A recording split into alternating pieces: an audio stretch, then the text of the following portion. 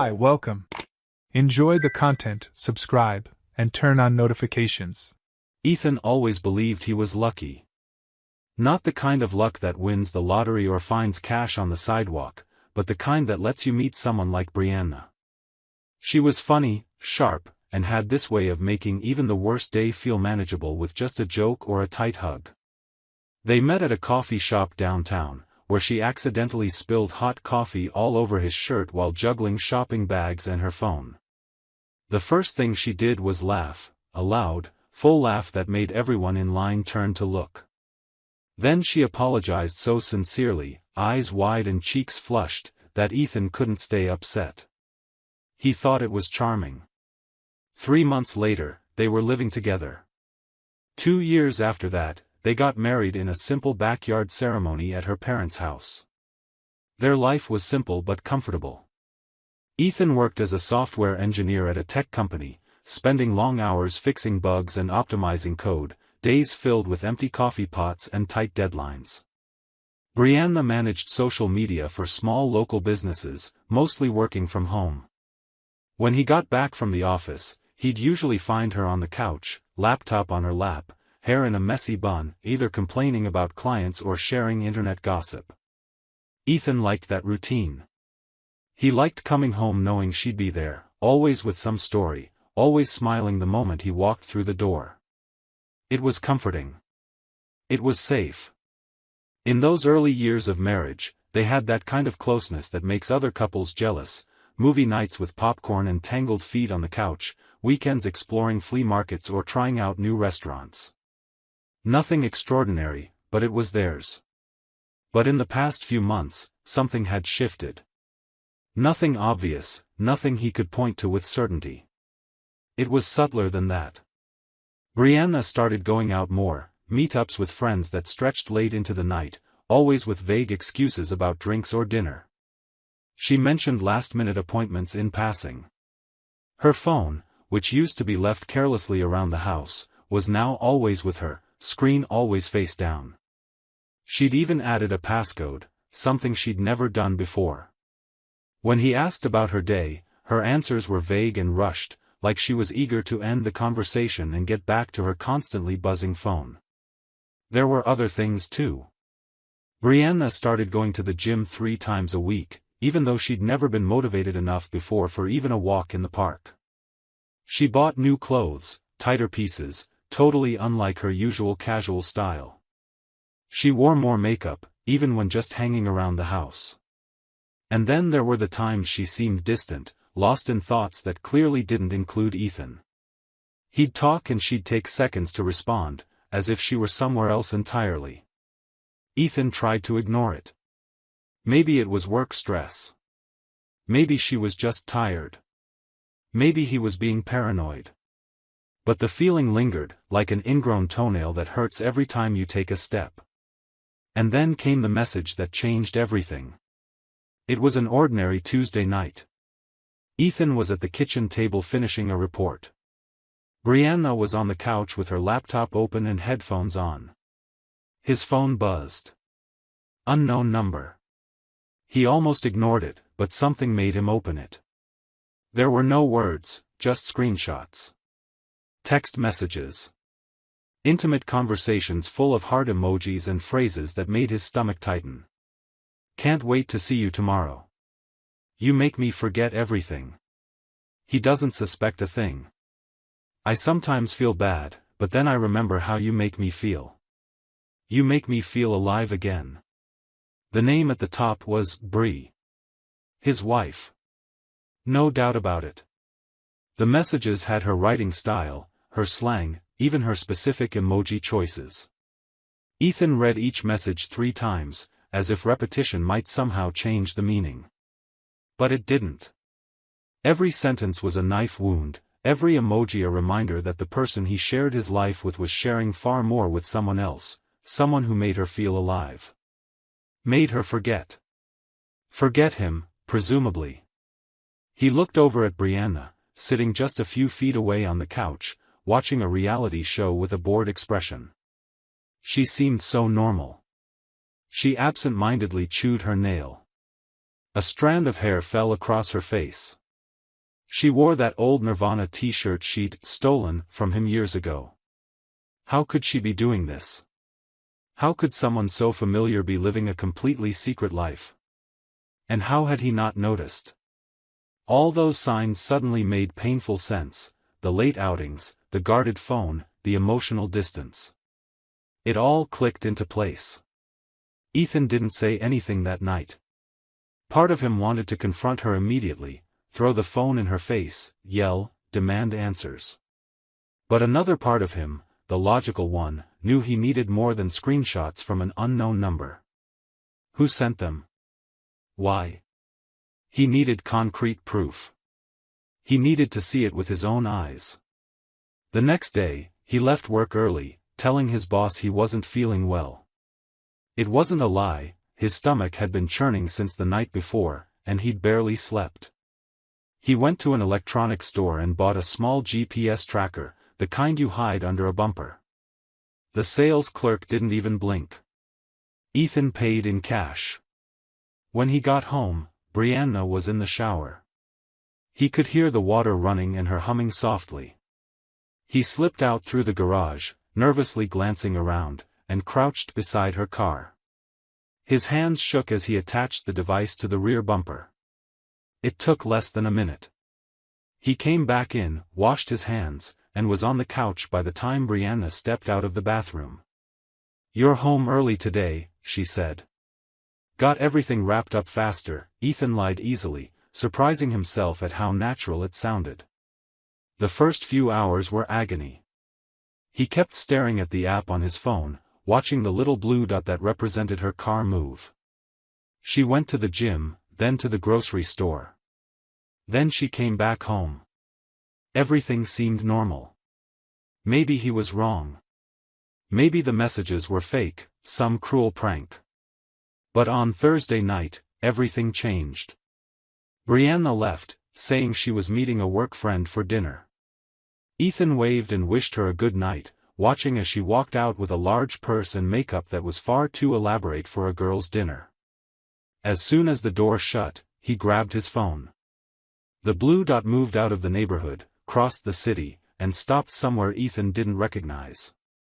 He zoomed in on the map. A cheap motel on the outskirts, the kind that charges by the hour and doesn't ask questions. He watched the dot stay put. 1 hour. Then 2. Then 3. 3 hours that felt like days. He tried to distract himself but couldn't. He just kept staring at that unmoving blue dot while his mind conjured up images he desperately wished he could erase. When she finally came back, it was past midnight. Brianna walked in smiling, hair tousled, saying they'd gone out for dinner and then had drinks, losing track of time. She talked about the restaurant, the food, the gossip, all delivered with impressive ease, every detail sounding believable. Ethan said nothing. He just nodded, muttered something about being tired, and turned back to the TV, the sound drowned out by the roar of anger in his head. How could she lie so easily? How many other lies had he swallowed without questioning? On Friday, it happened again. Brianna left around 7, saying only that she needed to get out for a bit. The blue dot headed straight back to the same motel. This time, Ethan didn't stay home. He grabbed his keys and drove there, his heart pounding so hard he could hear it. The drive was a blur. By the time he arrived, it was nearly nightfall.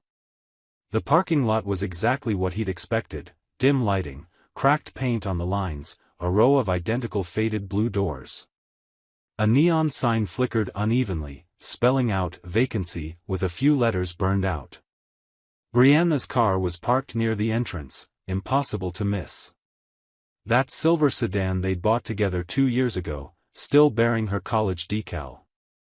Parked neatly beside it was a black sedan Ethan recognized instantly. The custom license plate read TYL. Tyler. Her high school ex. The same Tyler Brianna had always mentioned with disdain, calling him immature, irresponsible, a loser who never grew up. The same Tyler she claimed to hate, swore she never wanted to see again, described as her biggest teenage mistake. And there his car was, right next to hers. Ethan sat in his car for a few minutes, gripping the steering wheel so hard his knuckles turned white. Of all the people in the world, she chose Tyler, the guy who treated her like crap when they were 17. And now his car was parked outside a rundown motel. He got out, legs trembling. The cold air carried the smell of oil mixed with fast food. He walked to the room door.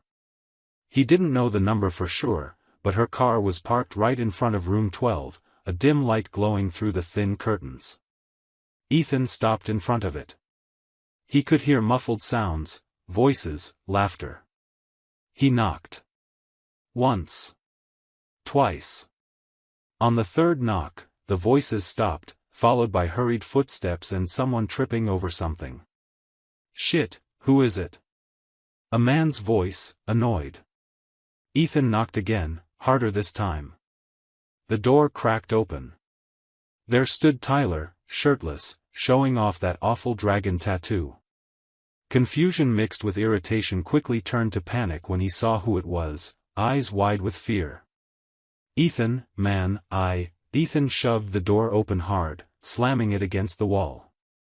Tyler stumbled back, tripping over scattered clothes. And there, sitting on the rumpled bed with the sheet pulled up to her bare chest, was Brianna. Her eyes were wide with shock, her mouth open but no sound coming out.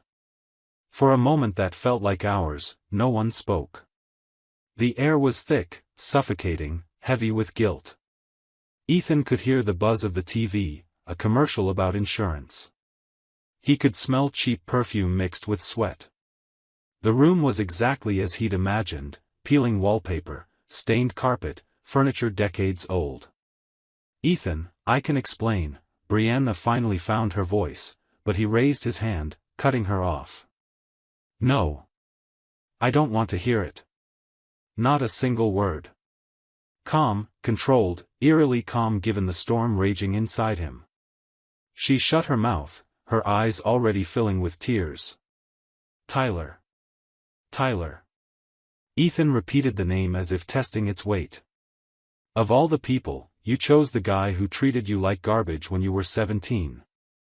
Brianna opened her mouth, but no words came out. "You know what's funny?" Ethan went on, crossing his arms and leaning against the doorframe like it was casual conversation. "I never suspected a thing. Not once crossed my mind. I thought you were stressed. I thought maybe you just needed space. But this?" He gestured broadly, to the room, to Tyler standing there helplessly, to the bed, to the clothes on the floor. "This is what you wanted? A sleazy motel room and an ex who never grew up?" "Ethan, please, you don't understand," Brianna pleaded, her voice desperate. "How long?" he cut in, his voice still calm but edged with steel. "Don't lie to me now. How long?" Brianna looked down, her shoulders slumping. "A few months," she murmured quietly. "A few months." Ethan repeated, nodding. The phrase echoed. "Months. Plural. Not days. Not weeks. Whole months of lies, fake kisses, meaningless I love yous, and broken vows. How many is a few? 3? 4? 6? She didn't answer, just kept staring at the floor. "Look at me," Ethan ordered, and when she didn't obey right away, he repeated it louder. "Look at me, Brianna." She reluctantly raised her eyes, tears streaming down her face, mascara smudged in dark streaks. "I'm your husband. I made vows to you. Promised to care for you, stand by you, love you. And you? You made me look like a fool. Made me look into your eyes and believe every lie. Made me think I was crazy for even doubting you. I'm sorry," she sobbed, but it sounded hollow, too desperate. "You're sorry?" Ethan gave a bitter laugh, no humor in it. "You're only sorry because you got caught. If I hadn't found out, you'd be right back here next week, next month, maybe even next year, and I'd still be at home thinking I had a happy marriage. Tyler tried to speak up. "Man, listen, it just happened, we didn't plan." "Shut up," Ethan snapped, turning with such intensity that Tyler flinched. "You don't get to talk. You're nothing. A pathetic ghost who couldn't move on. Stay quiet." Tyler shut his mouth, seeming to shrink. "All right," Ethan nodded, more to himself, taking a deep breath to keep control. "All right. I just needed to see it with my own eyes.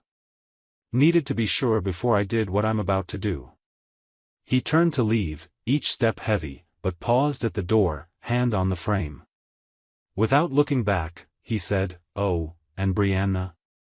You can keep him. You can keep this room. You can keep everything you've built here in this disgusting place. I don't want anything anymore. I don't want anything from you." He walked out, leaving the door wide open, dim light spilling into the dark hallway. He could hear Brianna calling his name, her voice rising in desperation, but he didn't look back, didn't hesitate.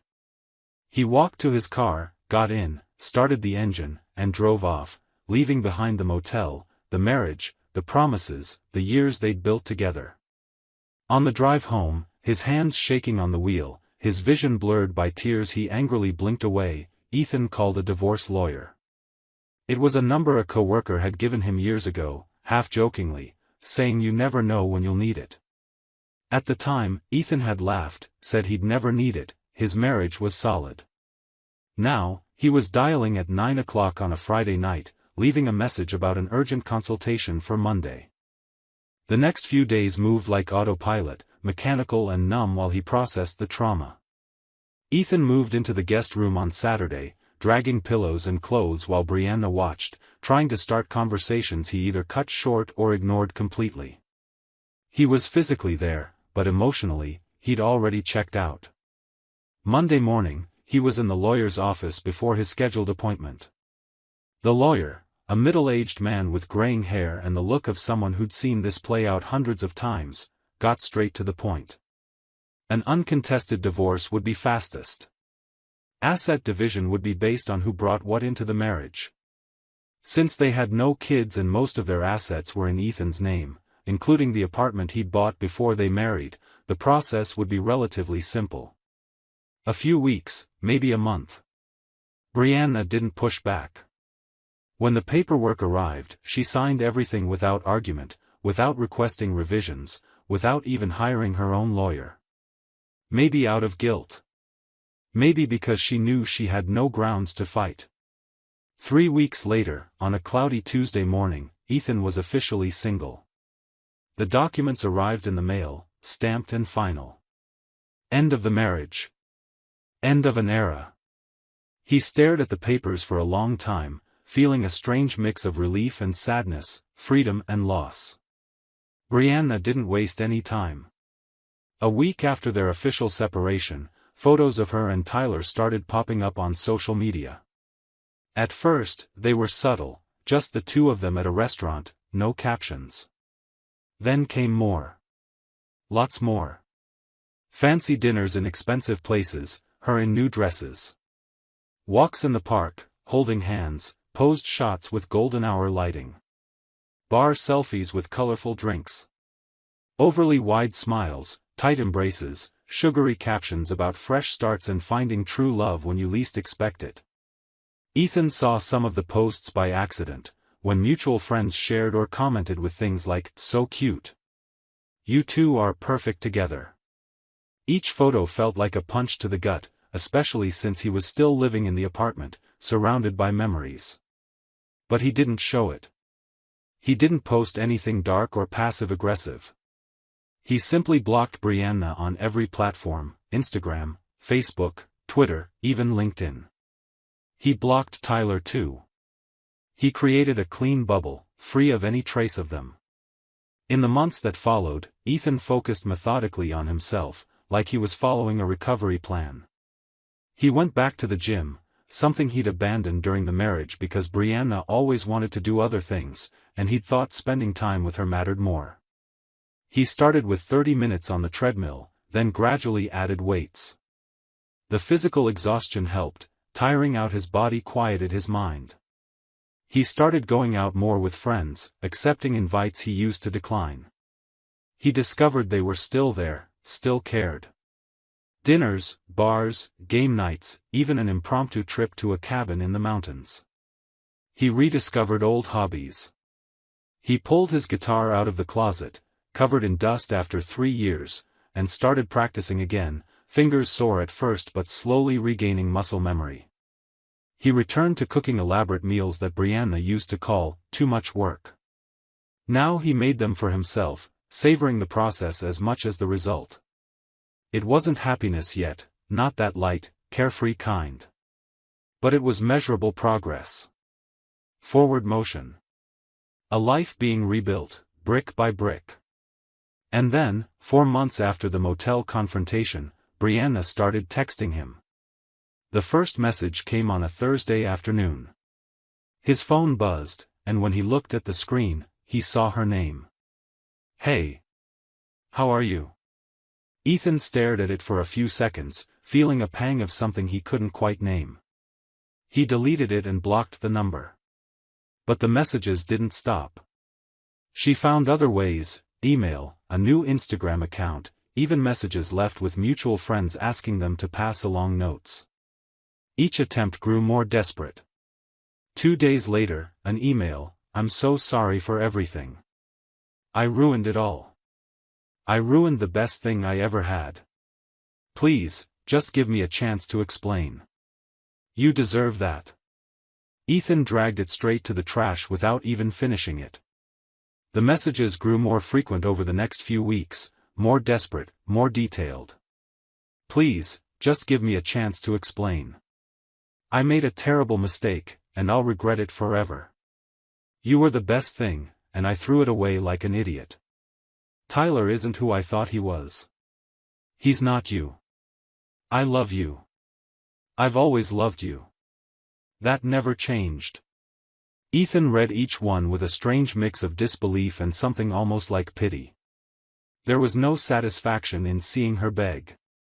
No sense of revenge fulfilled. Just a tired emptiness, looking at something that used to matter but now felt irrelevant. Through friends, gossip that reached him even though he tried to avoid it, he heard that her relationship with Tyler had collapsed. Tyler was back to being Tyler. Canceling plans. Disappearing for days. Flirting with other women right in front of her. Forgetting important dates.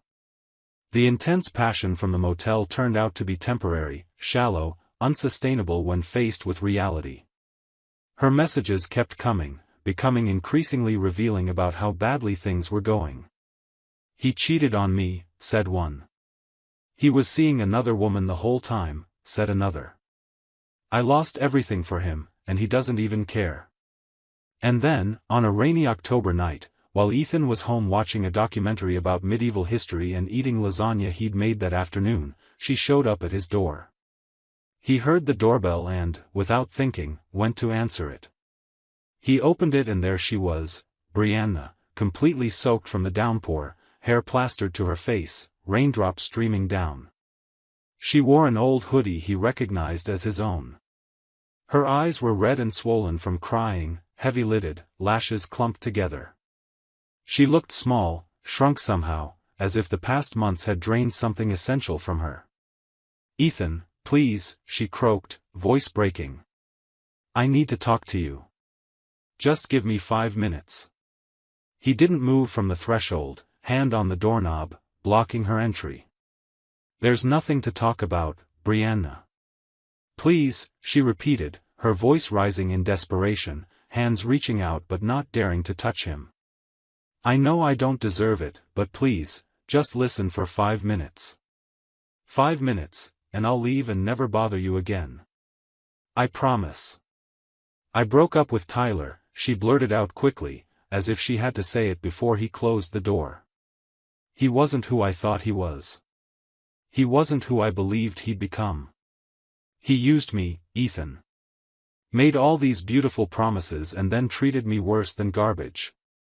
He'd go hours without replying, go out with other people, make me feel like I was nothing. Ethan let silence hang before answering, cold, measured. And I'm supposed to care? The question seemed to completely disarm Brianna. Her mouth opened and closed a few times before she found words. I thought you still cared. I thought maybe there was still a chance at what? Ethan cut in, his voice calm but unwavering. Getting back together? Another chance? Pretending none of it ever happened? No, that's not it, she rushed, wiping her face with the back of her hand in a useless gesture since the rain kept falling. I just wanted you to know I made the biggest mistake of my life. That I know it's unforgivable. But that I never stopped loving you, even when I was with him, even when I was doing those terrible things. You love me. Ethan repeated the words as if testing their weight, their truth, finding both insufficient. Did you love me when you were in that motel? When you were lying to my face every night? When you said you were with friends but were really with him? She had no answer. She just stood there, drenched in the rain that kept falling, washing away tears. Ethan stepped back, slowly starting to close the door, each inch a statement of finality. I cared, Brianna. Past tense. Notice the grammar? Cared. Past tense. When you were my wife, when I thought we had something real, when I believed in our vows. But you threw it all away for a guy who treated you like trash when you were 17, and still treats you like trash now. I know I was an idiot. You weren't an idiot, Ethan corrected, his voice steady in a way that was somehow worse than shouting. Idiots make thoughtless mistakes. You made conscious choices, repeatedly, for months. You chose to lie. You chose to cheat. You chose to go to that motel week after week. Those weren't idiotic decisions. They were deliberate choices, knowing exactly what you were doing and how much it would hurt me. Please, I've changed, you've changed. A short, bitter laugh. You changed because he dumped you. If Tyler were still treating you well, would you be here begging? Of course not.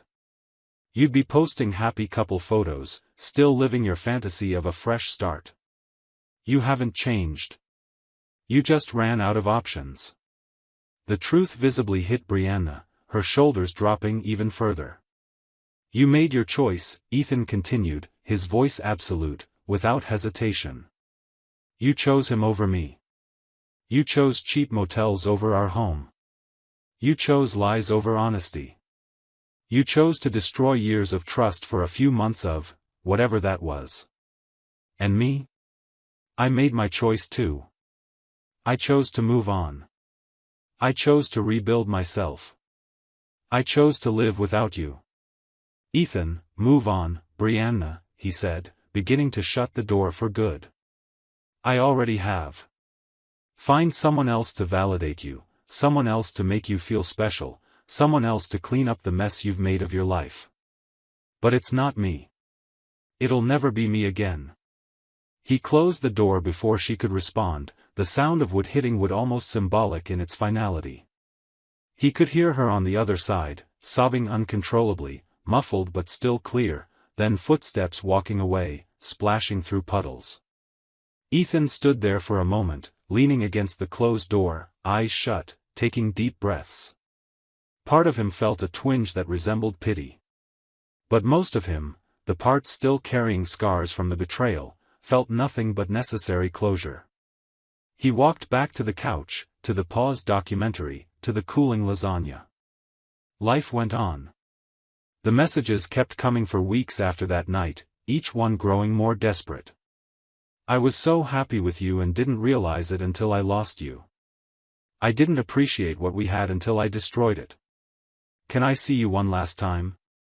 Just for closure? Please. Each message tested Ethan's resolve. But he never gave in. He blocked the number again. Set up email filters to auto-delete her messages. Blocked every fake social media account she created.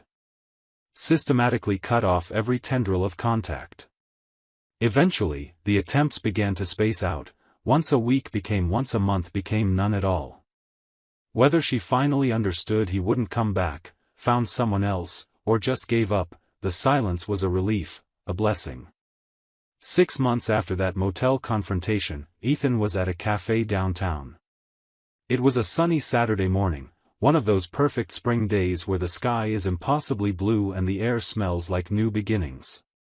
He'd arranged to meet some coworkers to discuss a freelance project that might turn into a startup. He was near the counter, waiting for the barista to finish his coffee, when movement in the corner caught his eye. It was just peripheral at first, but something made him look. And there she was. Brianna. Sitting alone at a small table in the darkest corner, far from the windows and natural light, as if trying to hide.